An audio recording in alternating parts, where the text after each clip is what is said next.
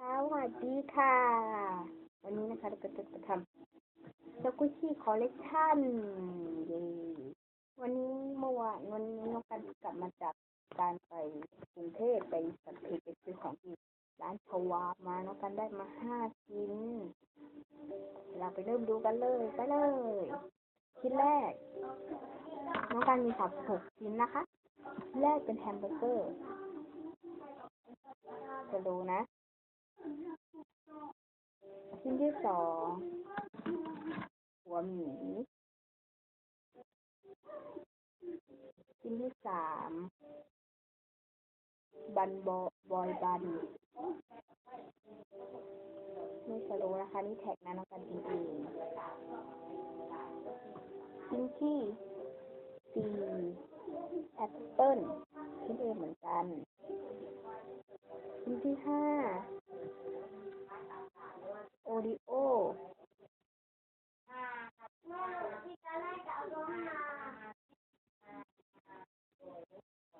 ชิ้นที่6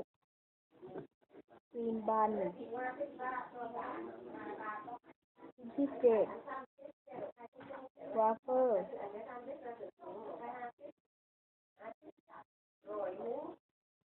ชิ้นที่8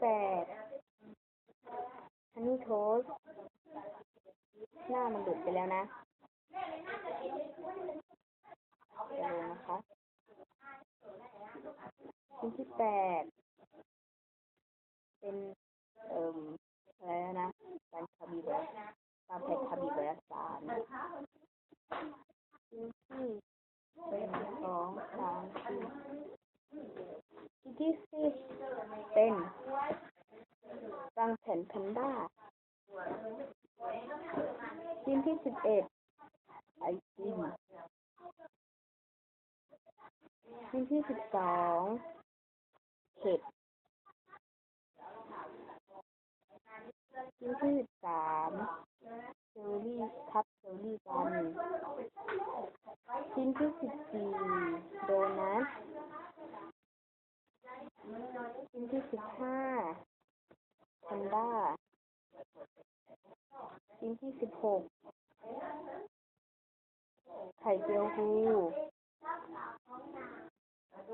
ชิ้นที่17อะไรแล้วอ่ะบันไดโตะหินชิ้นที่18โดนัทเฮลคิตตี้นี่แท็กของก๊อฟวาเคนสีชมพูชิ้นที่18เป็นบิสกิตเฮลคิตตี้ชิ้นที่18นามิโกะนี่แท็กมันสายสีชมพูยืนไม่ได้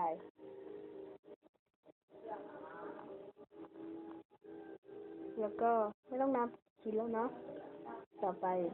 เป็นทับทิมอีริเทโลแล้วก็ต่อไปเป็นขนมปังของคาเฟ่ดีเอ็นนี่เป็นลายเส้นแล้วก็นี่แท็กคาเฟ่ดีเอ็นลายเส้นสีทองชิ้นต่อไปเป็นมินิทองคำไอบลูม